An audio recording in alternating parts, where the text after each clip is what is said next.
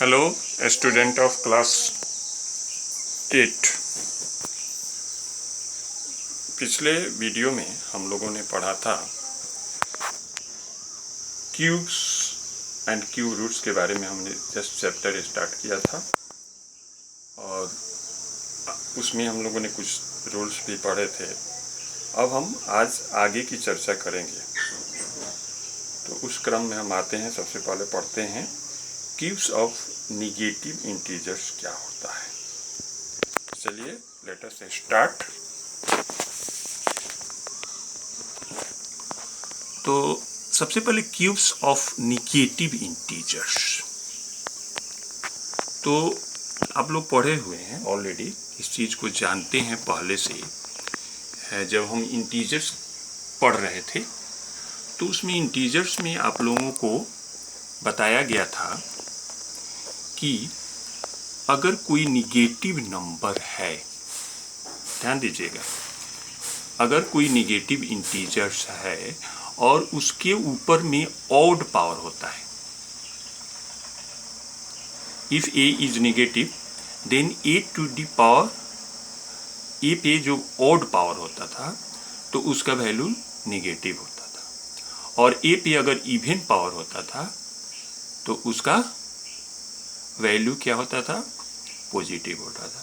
यानी अगर negative integers को हम odd number of times multiply करते हैं तो हमारा जो फाइनल प्रोडक्ट होता है वो क्या होता है, निगेटिव होता है।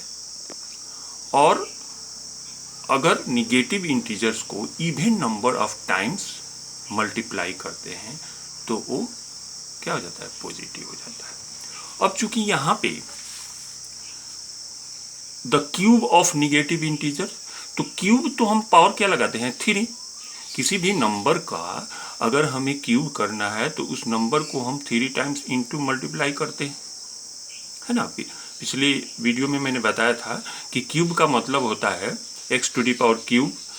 x एक अगर कोई नंबर है तो उसका क्यूब मतलब x को इटसेल्फ से 3 टाइम्स मल्टीप्लाई करना।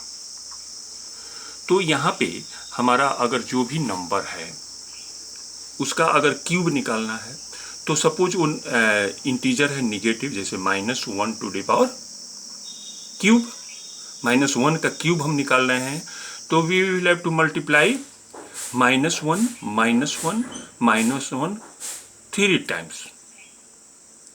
तो इसको हम लोग 3 टाइम्स मल्टीप्लाई करेंगे। तो 3 टाइम्स मल्टीप्लाई करेंगे तो चूंकि odd number of times multiply करेंगे तो फाइनली हमारा जो प्रोडक्ट आएगा वो क्या होगा, निगेटिव ही होगा।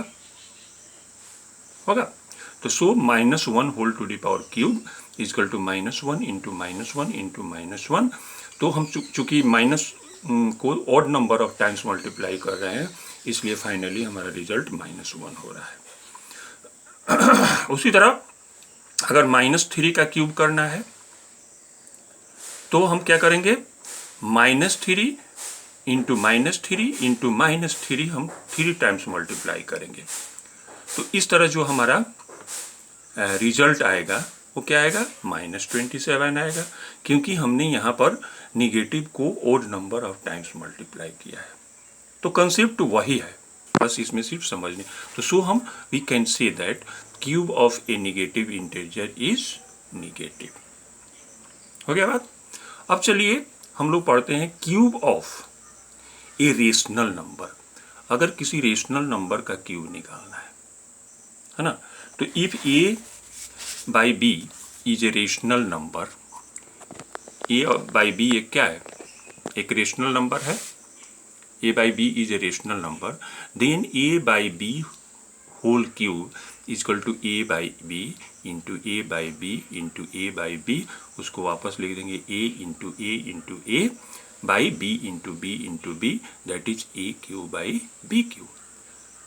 तो हम इस तरह फुली लिख सकते हैं a by b whole cube equal to a cube by b cube. आपने ऐसे भी पढ़ा था पावर वाला में कि जितना बार जो इंटू होता है उतना उसके ऊपर पावर दे दिया जाता है। तो अब जैसे 3/5 है तो हम क्या लिख सकते हैं, 3/5 होल क्यूब, उसका क्यूब निकालना है, तो 3 cube by 5 cube, that means 3 into 3 into 3 3 times divided by 5 into 5 into 5 3 times, तो 27/125। तो इस तरीके से हम कोई भी रेशनल नंबर है उसका क्यूब मालूम कर सकते हैं। अब देखिए properties of cube of A number. कोई नंबर है उसको क्यूब्स जब करते हैं तो उसका प्रॉपर्टी क्या होता है। तो फर्स्ट प्रॉपर्टी कह रहा है कि the cube of every even number is even. कोई भी इवन नंबर है उसका अगर हम क्यूब निकालते हैं तो हमारा क्या आएगा, इवन नंबर ही आएगा। एज फॉर एग्जाम्पल 2 है तो 2 का क्यूब करेंगे तो 2 2 जा 4 2 जा 8, तो 8 क्या है, 8 is itself an even number and 2 is even number. Similarly, if you find the cube of 4, तो 4 into 4 into 4 that means 64.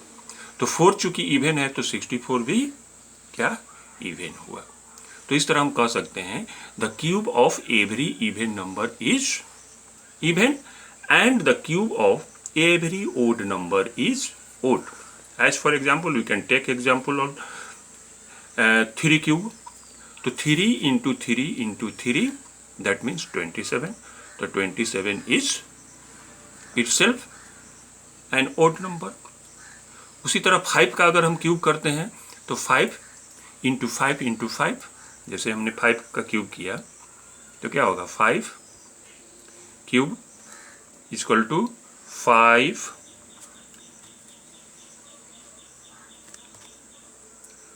Into 5 into 5, ये हो जाएगा 125।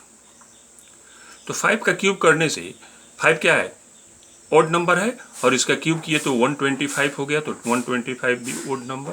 तो इस तरह कह सकते हैं कि cube of an odd number is always odd and cube of an even number is always even. That's all for today. अब इससे जो रिलेटेड एक्सरसाइज है इसके बाद जस्ट बाद में है, उसे आपको करना है।